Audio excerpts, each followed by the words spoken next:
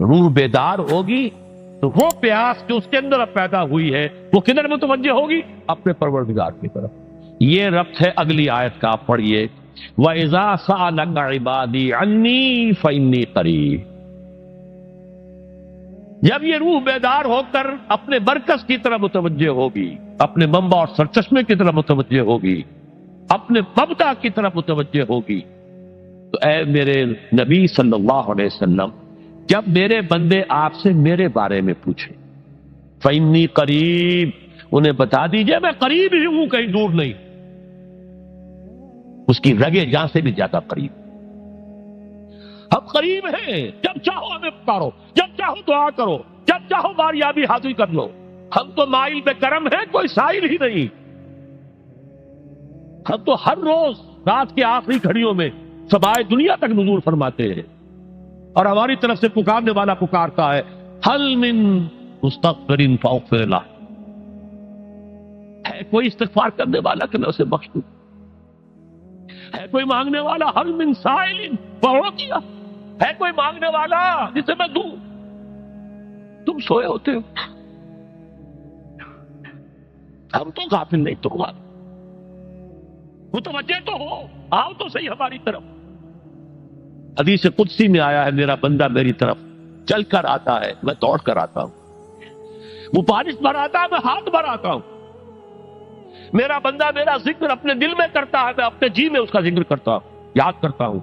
اور میرا بندہ اگر کسی محفل میں میرا ذکر کرتا ہے، میں اس سے بہت اعلیٰ محفل میں اس کا ذکر کرتا ہوں، بلائے اعلیٰ کی محفل میں ذکر کرتا ہوں.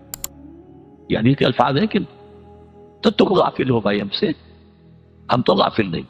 اغیب و وذو اللطائف لا یغیب وارجو ہو رجال لا یخیب، میں غائب ہو جاتا ہوں، وہ تو غائب ہونے والی ہستی نہیں ہے.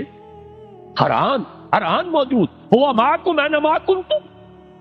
وَإِذَا سَأَلَكَ عِبَادِي عَنِّي فَإِنِّي قَرِيبٌ أُجِيبُ دَعْوَةَ الدَّاعِ إِذَا دَعَانِ فَلْيَسْتَجِيبُوا لِي. لیکن اب آئی بات اصل، یہ دو طرفہ بات ہوگی. مجھ سے دعا کرو، کسی وقت کی پابندی نہیں، کسی جگہ کی پابندی نہیں، ناپاکی کی حالت میں ہو تب بھی دعا کر سکتے ہو. میری کتاب کو ہاتھ مت لگانا، مجھ سے دعا کر سکتے ہو، دعا پہ کوئی پابندی نہیں. لیٹے مانگو، بیٹھے مانگو، ناپاکی میں مانگو، پاکی میں مانگو، جب چاہو مانگو مجھ سے، دعا میں کوئی خطر نہیں.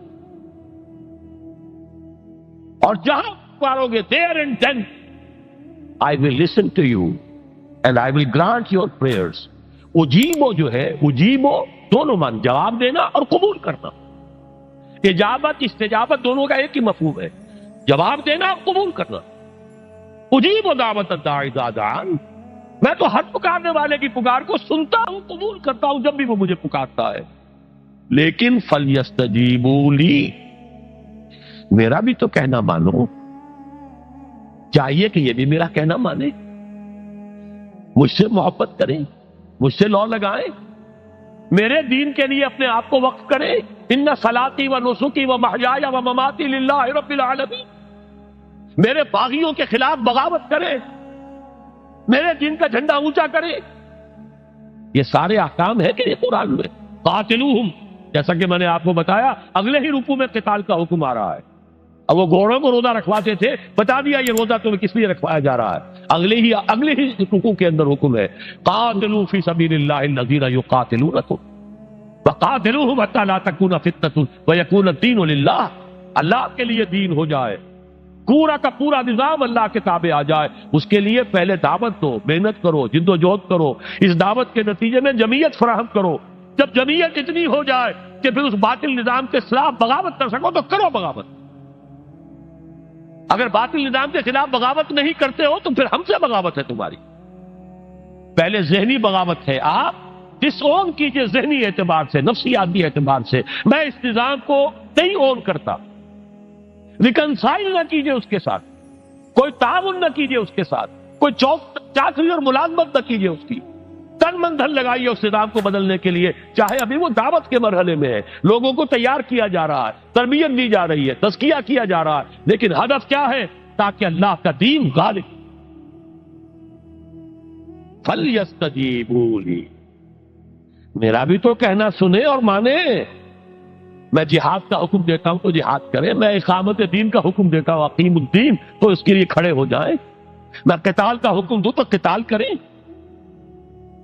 فَلْيَسْتَجِيبُوا لِي وَلْيُؤْمِنُوا بِي، اور مجھ پر ہی اپنا ایمان پختہ رکھیں، توکل کریں تو مجھ پر کریں، محبت کریں تو مجھ سے، راضی رہے تو میری تقدیر پر راضی رہے، توکل ہو، راضی برضائے رب ہو، اطاعت ہو، جب تک یہ ساری چیزیں اللہ کے لیے نہ ہو جائیں۔ والذین آمنوا اشد حبا للہ، اصل میں تو مومن وہ ہوتے ہیں جو سب سے بڑھ کر شدید ترین محبت اللہ سے کرتے ہیں۔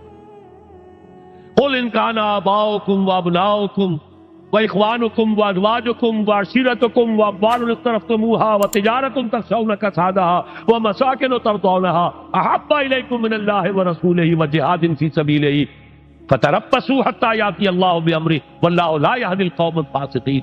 اے نبی ان سے کہہ دیجئے اگر تمہیں اپنے باپ، اپنے بیٹے، اپنے بھائی، اپنے اسپاؤسز، بیوی کے لیے شوہر، شوہر کے لیے بیوی، اور رشتے دار، اور تمہارے وہ مال جو تم نے بڑی محنت سے جمع کیے ہیں، تمہارے وہ کاروبار جن کا تمہیں اندیشہ ہوتا ہے کہ کساد بازاری نہ ہو جائے، کہیں پر جو ہے ریسیشن نہ آ جائے، اور تمہارے وہ مکان اور محلات جو تم نے بنائے ہیں، اگر یہ 8 چیزیں محبوب تر ہیں اللہ سے اور اس کے رسول سے اور اس کی راہ میں جنگ کرنے سے، جہاد سے، تو جاؤ دفع ہو جاؤ، بیٹھو وہاں یہاں تک کہ ہم اپنا فیصلہ سنا دے۔ اور اللہ ایسے فاسقوں کو، ایسے ناہنجاروں کو ہدایت نہیں دیتا۔ یہ ہے قرآن آیت نمبر 24 سورہ توبہ۔ فَلْيَسْتَجِيبُوا لِي وَلْيُؤْمِنُوا بِي لَعَلَّهُمْ يَرْشُدُونَ۔ اب وہ لفظ آ گیا رشد۔ دیکھیے پہلے آیا تھا لَعَلَّكُمْ تَتَّقُونَ، روزہ، مجرد روزہ تقوی پیدا کر دے گا، ضبط نفس، اور ضبط نفس بھی وہ جو حکم خداوندی کا تابع ہے۔ یہ روزے کی ریاضت ہے، روزے کی ریاضت کا حاصل۔ رمضان کے روزے کے ساتھ قیام اللیل کا دو گنا پروگرام، دن میں روزہ، رات کا قیام قرآن کے ساتھ۔ اس کا پہلا نتیجہ کیا ہے؟ لعلکم تشکرون، تاکہ قرآن کی عظمت منکشف ہو جائے، قرآن کی قدر و قیمت سے تم آگاہ ہو جاؤ، تمہیں معلوم ہو جائے کتنی بڑی دولت ہے جو اللہ نے دی ہے۔ اور آخری بات یہ، جب تمہاری روح بیدار ہو جائے گی، اپنے مالک کے ساتھ ہم کلام ہوگی، اسی کا نام دعا ہے۔ دعا ہے جس کے بارے میں حضور نے فرمایا الدعاء اخ العبادہ، یہ عبادت کا جوہر ہے۔ الدعاء هو العبادہ، دعا ہی تو اصل عبادت ہے۔ یہ دعا ہی تو ہمیں میسر نہیں ہے۔ 17 رکعتیں پڑھنی ہیں ہم نے عشاء کی، لیکن اللہ کے ساتھ کوئی لوگ نہیں لگی، ادھر کی ادھر کی سوچیں آ رہی ہیں۔ 17 رکعتیں پڑھی ہوں یا 7 پڑھی ہوں، 10 پڑھی ہوں، آپ کو اجر ملے گا، لیکن آپ کو دعا نصیب نہیں ہوئی۔ دعا کب ہوتی ہے؟ بقول اقبال،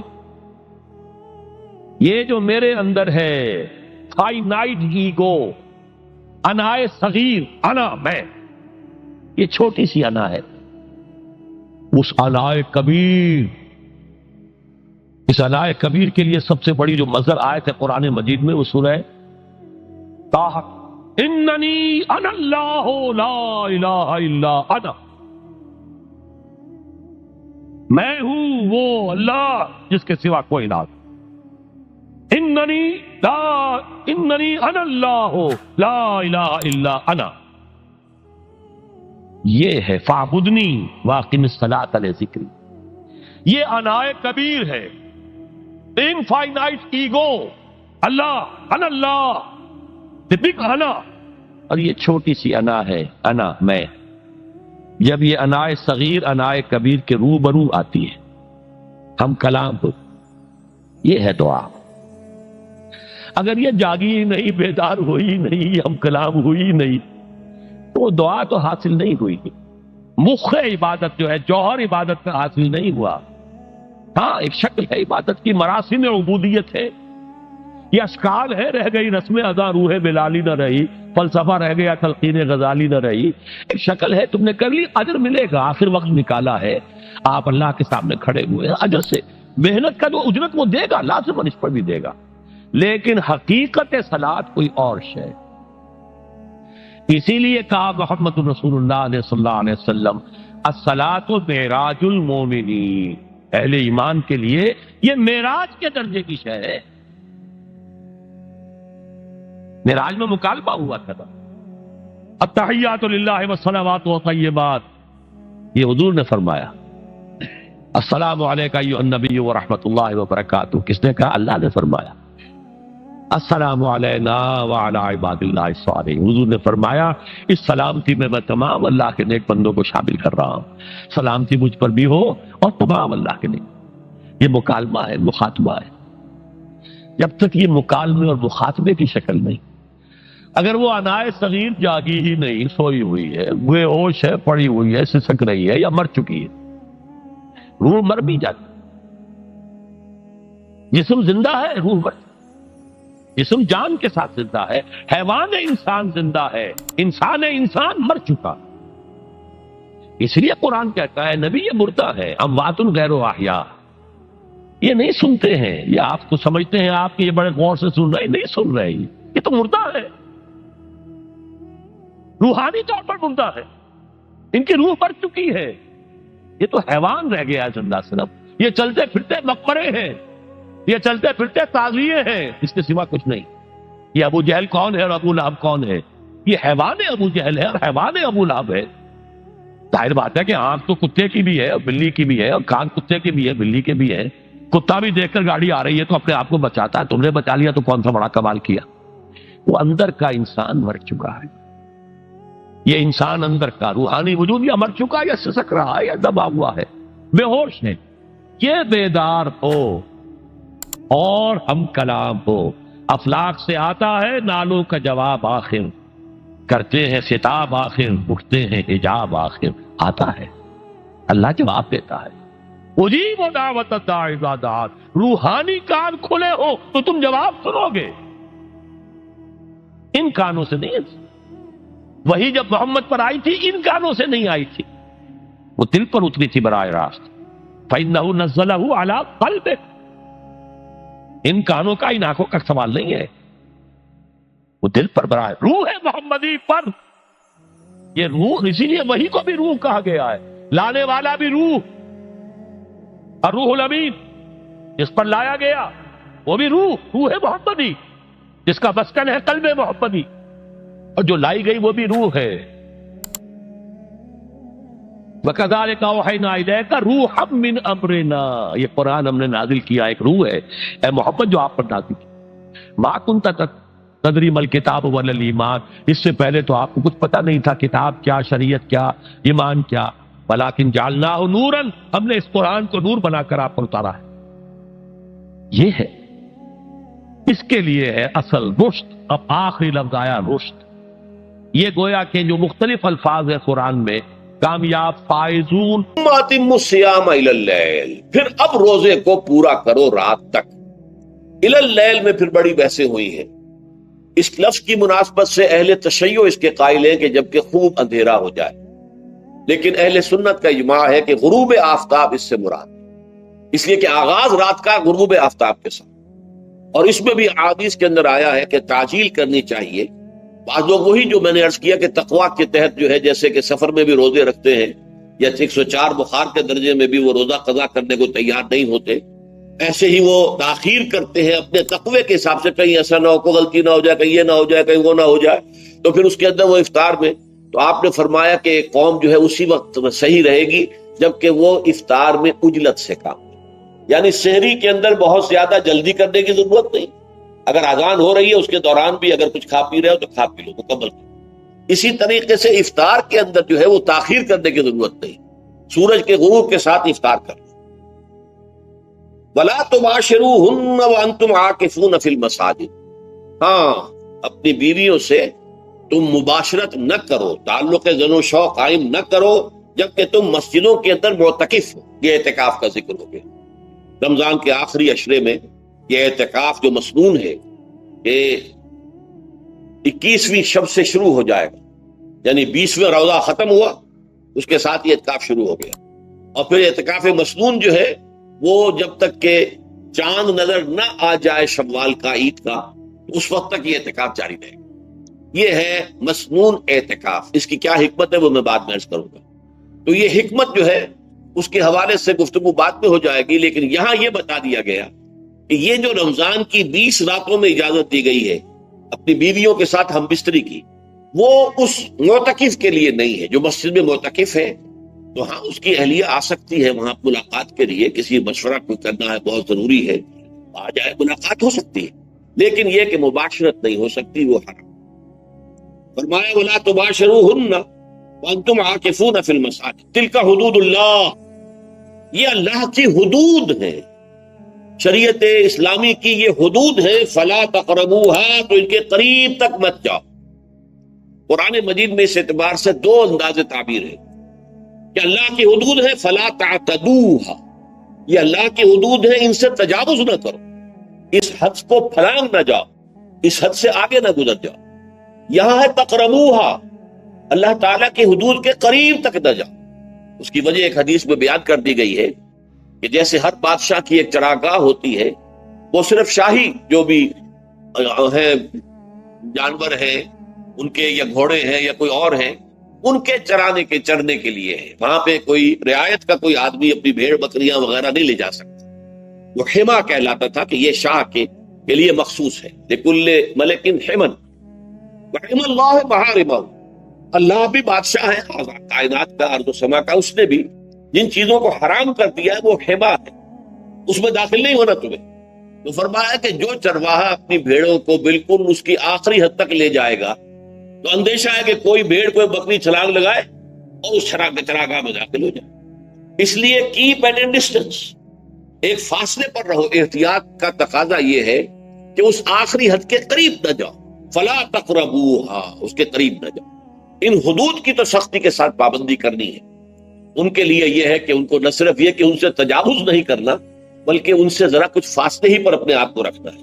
کذالک یبین اللہ آیاتہ للناس، اسی طریقے سے اللہ تعالیٰ واضح کرتا ہے اپنی آیات کو لوگوں کے لیے، وَلَعَلَّهُمْ يَتَّقُونَ، اور تاکہ وہ پھر تقویٰ کریں، بچیں۔ جب احکام معلوم ہو گئے اب بچنا آسان ہے، جب احکام معلوم نہیں تو اندیشہ ہے کہ کہیں کسی حرام کے اندر جو ہے وہ ملوث ہو جائے۔ جیسے کہ ایک حدیث میں آتا ہے کہ الحلال بین والحرام بین وبینہما مشتبہات، حلال کیا ہے یہ بھی واضح ہے، حرام کیا ہے یہ بھی واضح ہے، البتہ ان دونوں کے مابین کچھ چیزیں ہوتی ہیں متشابہات، پتہ نہیں حلال ہے کہ حرام ہے، تو تم بچو، ان چیزوں سے بھی بچو، اس لیے کہ اس کے اندر حرام ہونے کا اندیشہ ہے نا، لہذا ان سے بھی بچو۔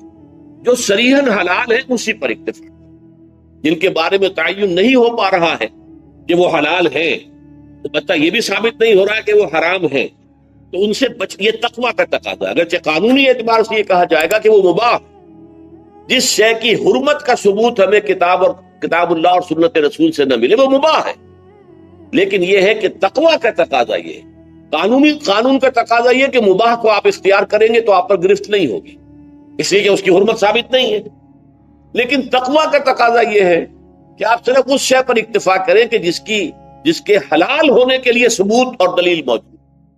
تو یہ ہے کہ تلک حدود اللہ فلا تقربوها کذالک یبین اللہ لکم للناس آیاتہ للناس لعلہم یتقون۔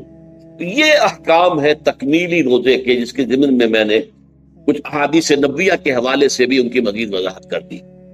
اب یہ تیسری بات، روزے کا اصل حاصل کیا ہے؟ اب پہلی آیت پر ہمیں توجہ دینی ہوگی، یا ایھا الذین آمنوا کتب علیکم الصیام، اہل ایمان تم پر روزہ فرض کیا گیا، لکھ دیا گیا، طے کر دیا گیا۔ اگرچہ جیسا کہ میں نے عرض کیا یہ ابتدائی حکم ہے اور اس میں وجوب علی تخییر وہ بعد میں آ چکا دوسری آیت، کما کتب علی الذین من قبلکم، جیسے کہ یہ فرض کیا گیا تھا ان پر جو تم سے پہلے تھے، یعنی یہود اور نصارہ، ان پر بھی یہ روزہ جو ہے یہ فرض تھا۔ البتہ احکام مختلف ہو گئے، جیسے جمعے کا دن، اور جمعے کو چھوڑ کر یہودیوں نے سبت کا دن اختیار کیا، عیسائیوں نے جو ہے وہ سنڈے کو اختیار کر لیا، لیکن احکام میں فرق ہے۔